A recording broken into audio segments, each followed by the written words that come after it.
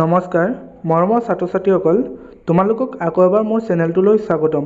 মৰমৰ ছাত্ৰ-ছাত্ৰীসকল তোমালোকে সুধি আছিলা যে কেইটামান কমন কুৱেশ্যন আনসাৰ দিবলৈ অসমীয়া সাবজেক্টৰ আজি মই লৈ আহিছোঁ তোমালোকৰ বাবে কেইটামান কমন এক মাৰ্কৰ কেইটামান কমন কুৱেশ্যন।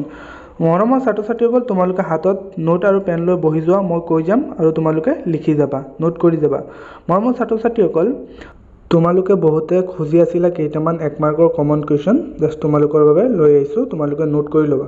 ছাত্ৰ-ছাত্ৰীসকল তোমালোকে যদি মোৰ চেনেলটো প্ৰথমবাৰৰ বাবে ভিজিট কৰিছা তেনেহ'লে মোৰ চেনেলটো ছাবস্ক্ৰাইব কৰি ল'বা, এনেকুৱা ধৰণৰ নতুন নতুন ভিডিঅ'ৰ আপডেট যাতে তোমালোকে পাই থাকা।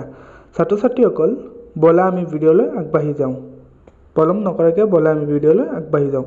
মই কুৱেশ্যন আনসাৰখিনি দি যাম, তোমালোকে নোট কৰি ল'বা। ছাত্ৰ-ছাত্ৰীসকল আজি আমি এইটো ভিডিঅ'ত কেইটামান এক মাৰ্কৰ কুৱেশ্যন আলোচনা কৰিম। লং কুৱেশ্যন আলোচনা নকৰোঁ, লং কুৱেশ্যন বেলেগ এটা ভিডিঅ'ত অৰ্থাৎ নেক্সট ভিডিঅ' আহি আছে লং কুৱেশ্যনৰ বাবে। কুৱেশ্যন নম্বৰ 1ত সুধিছে growth of the Asamiya language সমালোচনাত্মক গ্ৰন্থখন কোনে ৰচনা কৰিছিল? ইয়াৰ আনচাৰটো হ'ব ডিম্বেশ্বৰ নেওগে এই গ্ৰন্থখন ৰচনা কৰিছিল। কুৱেশ্যন নম্বৰ 2ত সুধিছে উচ্চাংগ সংগীত মানে কি? ইয়াৰ আনচাৰটো হ'ব শাস্ত্ৰীয় সংগীত।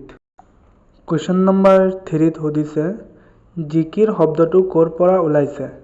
ইয়াৰ উত্তৰটো হ'ব জিকিৰ শব্দটি জিকৰৰ পৰা ওলাইছে, যাৰ অৰ্থ স্মৰণ কৰা।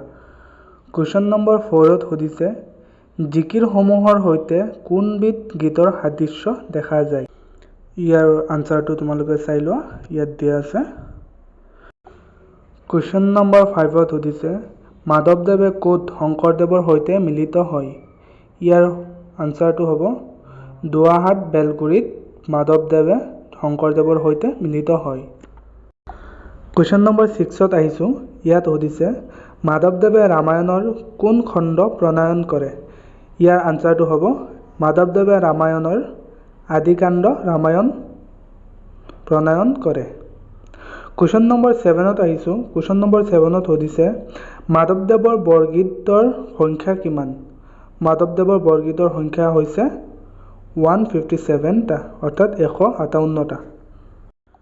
কুৱেশ্যন নম্বৰ 8ত আহিছোঁ আমি, ইয়াত সুধিছে মোহপাশ মানে কি?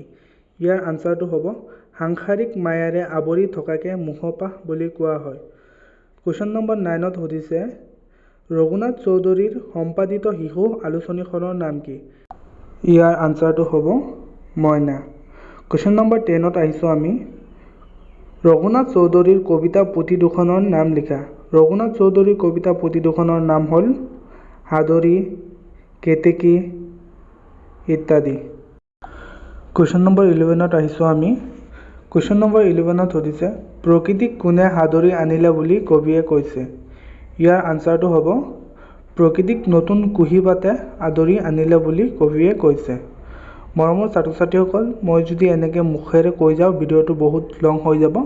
মই কুৱেশ্যন কেইটা দি আছোঁ, তোমালোকে লিখি লোৱা চাই চাই, তোমালোকে বহীত নোট কৰি লোৱা।